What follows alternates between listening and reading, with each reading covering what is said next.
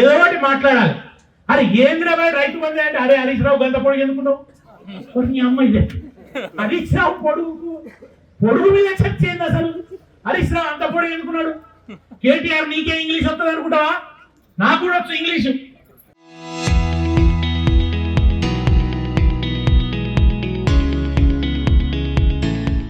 అని హార్వర్డ్ పోయి చదువుకున్నాడు. ఆ హార్వర్డ్ పోయి చదువుకున్నందుకు ఎంత ఖర్చు అయింది? బోలెంత ఖర్చు అయింది. ప్రభుత్వం మాన్యత మీద వారికి ఎంత చదువు చదివి ఎన్ని విన్నాను కానీ హీనుడు అవగుణంబు మానలేదు.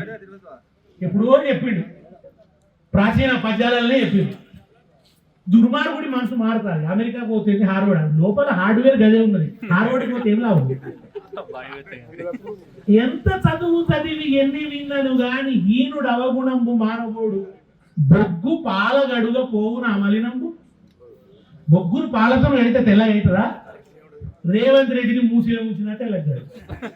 గోదావరిలో ముంచిన ఆ నాలుకకు మంచి మాట రాదు, ఆ బుద్ధికి మంచి ఆలోచన రాదు.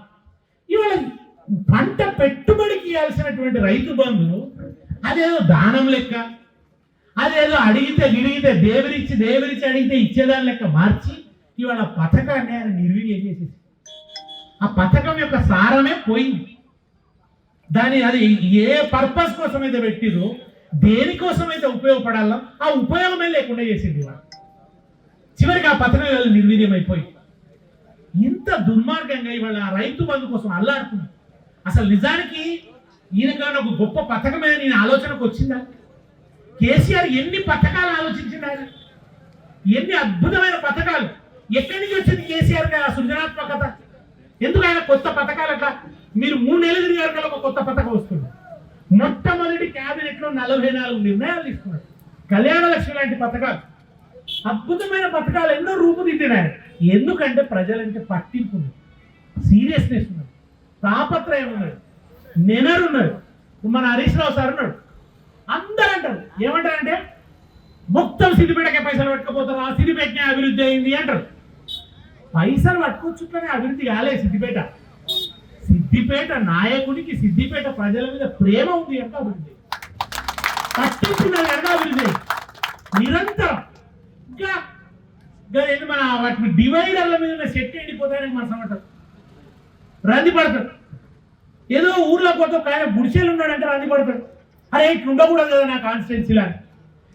ఇక్కడ రాష్ట్ర ప్రభుత్వం కాదు, సెంట్రల్ గవర్నమెంట్ స్కీమ్ ఇది ఉందంటే కూడా అది పట్టుకొస్తాడు.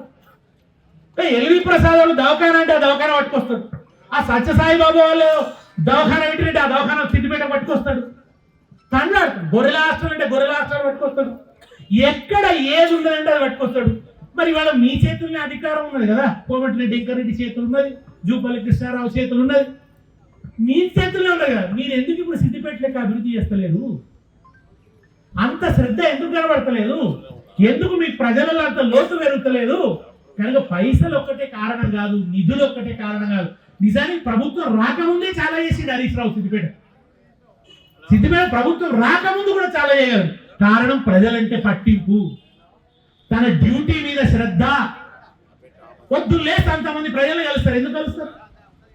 అందుబాటులో ఉంటాడు, మాట్లాడతాడు, ప్రజలకు సర్వీస్ చేయాలి, నేనున్న పదవికి న్యాయం చేయాలి అనేటువంటి తాపత్రయం. ఇవాళ అది ఏది రేవంత్ రెడ్డికి లేదు. ముఖ్యమంత్రిగా నేను న్యాయం చేయాలనేది లేదు. ఫలితంగా ఇవాళ ఏమైపోయిందంటే రైతు బంధు లాంటి గొప్ప. అందుకనే కేసీఆర్ చెప్పిండు, ఒకవేళ కాంగ్రెస్ ప్రభుత్వం వస్తే రైతు బంధుకు రామ్ అని చెప్పిండు. నేను కూడా పాఠవాడిని. మొట్టమొదట రేవంత్ రెడ్డి కుర్చీ ఎక్కగానే వాడిన రైతు బంధు గోవింద, రైతు బీమా గోవింద, కళ్యాణ లక్ష్మి గోవింద, షాది ముబారక్ గోవింద, గోవింద హరి గోవింద, రేవంత్ వస్తే గోవింద, గోవింద హరి గోవింద, కాంగ్రెస్ వస్తే గోవింద అంటే అప్పుడు ఈయన అతిగా మాట్లాడుతున్నాడు, అతిగా వాడుతున్నాడు అని అన్నాను. కానీ వాళ్ళు ఏమైంది? ఇప్పుడు అందరూ గోవింద అనేటట్టే, ఇప్పుడు అందరూ గోవింద అనేటట్టే అయింది. మొత్తంగానే గోవింద కొట్టింది. రైతు బంధు పరిస్థితి అది. తెలంగాణలో నీటి ఎద్దడంటే ఇది పాట. సేలల్లా నీళ్లు లేవు, సెలకల్లా నీళ్లు లేవు, వాగుల్ల నీళ్లు లేవు, వంపుల్ల నీళ్లు లేవు, నిన్నే నమ్మిన రైతు కన్నల్ల నీళ్లు లేవు. వానమ్మ వానమ్మ వానమ్మ. ఈ పాటలే పాడు. తెలంగాణ ఉద్యమం అంతా నీళ్ళ గురించే మాట్లాడుకున్నాం. జయశంకర్ సార్ చెప్పారు, ఈసారి ఈ ఉద్యమం ఏంటంటే ఇది నీళ్ళల్లో పుట్టిన నిప్పు అని చెప్పారు. నీళ్ళలో పుట్టిన నిప్పు ఈ ఉద్యమం అని చెప్పి పెద్ద మంచి పాపం ఎక్కడ ఉన్నాడో ఏ లోకాన ఉన్నాడో కానీ ఆయన ఎప్పుడు ఆ మాట చెప్పారు. ఆ నీళ్ళ కోసం దండలాడినాం, నీళ్ళ కోసం కలగనం, నీళ్ళ కోసం పోరాడినాం, చుక్క చుక్క కోసం కన్నీటి చుక్కలు ఎన్నో ధారవచ్చు. తెలంగాణ వచ్చిన తర్వాత ఆయన పట్టుబట్టి రైతుల నీటి కలలు తీర్చాలని అటు కాళేశ్వరం కట్టిండు, ఇటు పాలమూరు ఎత్తిపోతలు కట్టి.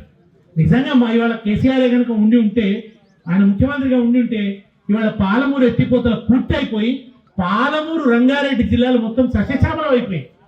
కాళేశ్వరం నుంచి ఏ ఫలితాలు వచ్చినాయో పాలమూరు రంగారెడ్డి నుంచి కూడా ఫలితాలు వచ్చాయి.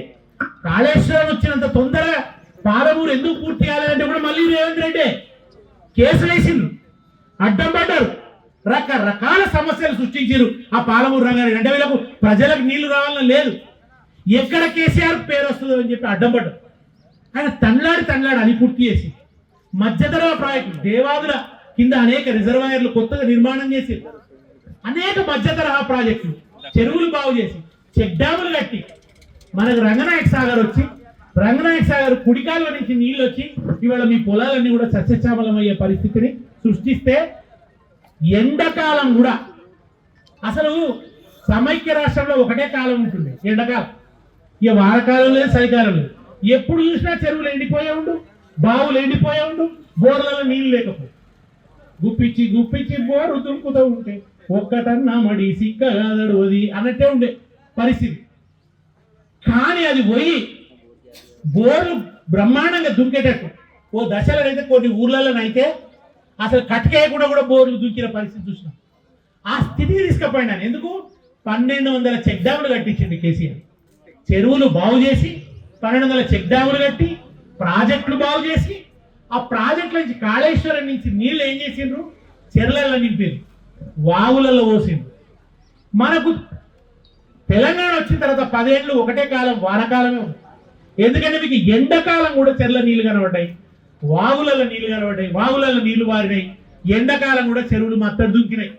ఈ దుర్మార్గుడు కేసీఆర్ మీద కసితోనే కాళేశ్వరాన్ని పడవ పెట్టి చెర్లలో నీళ్లు నింపలే, వాగులలో నీళ్లు పోయలే. ఇవాళ పరిస్థితి ఏంది? ఇవాళ రాగానే అన్న చెప్తున్నాడు, నాకు ఇస్తారన్న చెప్తున్నాడు, మా చెక్ డ్యాములు ఎండిపోయినాయి అని చెప్తున్నాడు. చెక్ డ్యాములు ఎండిపోయినాయి, నీళ్లు లేక అవస్థ అవుతున్నది, బోర్లు పడిపోతున్నాయి, బోర్లలో నీళ్లు పడిపోతున్నాయి, భూగర్భ జల మట్టం పడిపోతున్నది. నీటి ఎద్దడి అంటే ఏందో మళ్ళీ ఇవాళ చూస్తున్నారు. తెలంగాణ కాంగ్రెస్ వచ్చింది, కరువును తెచ్చింది. కాంగ్రెస్ ఎంబడే కరువు వచ్చింది. కరువుకు కాంగ్రెస్కు అవినాభావ సంబంధం. మనోళ్ళు అయితే మామూలుగా అంటారు, కొందరు పాదమహిమ అంటారు.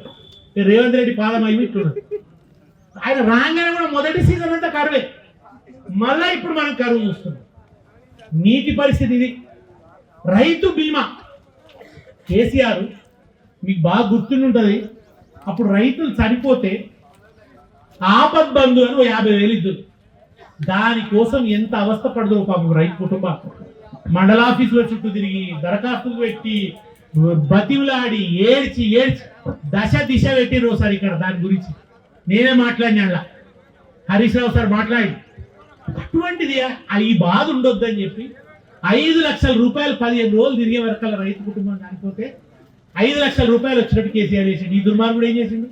కిస్తులు కడతలేడు, రైతు బీమా కిస్తులు కడతలేడు. గాలానికి కూడా గతి లేకుండా అయిందా తెలంగాణలో? గంత అన్యాయం అయిపోయిందా? గంత దరిద్రం కొట్టుకుపోతున్నదా తెలంగాణలో?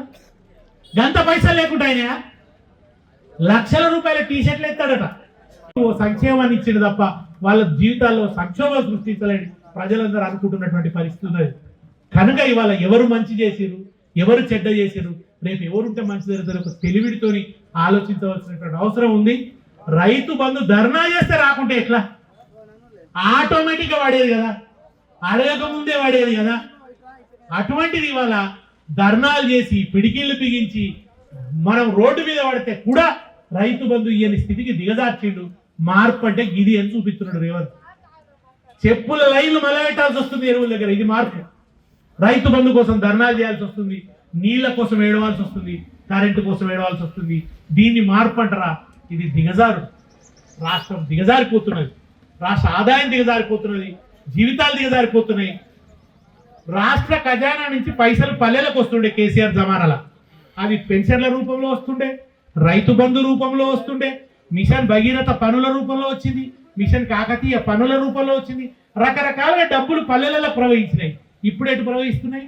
ఢిల్లీకి ప్రవహిస్తున్నాయి, ఢిల్లీ దిక్కు మూటలు ప్రవహిస్తున్నాయి. కనుక ఈ దుర్మార్గాన్ని అర్థం చేసుకొని తిరిగి కేసీఆర్ ను ముఖ్యమంత్రి చేసుకోవడం ద్వారా, గులాబీ జెండా ఎగరేయడం ద్వారా ఔరేక్ దక్కా కేసీఆర్ పక్కా, ఇది మన నినాదం కావాలి. ఔరేక్ దక్కా ఔరేక్ దక్కా అని మనం తిరిగి తెలంగాణను కాపాడుకోవడానికి కేసీఆర్ లాంటి అంకిత భావం ఉన్న, నిబద్ధత ఉన్న, ప్రజలంటే ప్రేమ ఉన్న నాయకుడిని తిరిగి తెచ్చుకోవాలి. జై తెలంగాణ. చరిత్ర సృష్టించినోడు ఇప్పుడు ఆ చరిత్రని తిరగరాయబోతున్నాడు. అబద్ధాల గోడల్ని బద్దలు కొట్టి నిజాలను రాగా మీ ముందుంచబోతున్నాడు. నిజమైన వార్తల కోసం వెంటనే డౌన్లోడ్ చేసుకోండి రా యాప్ని.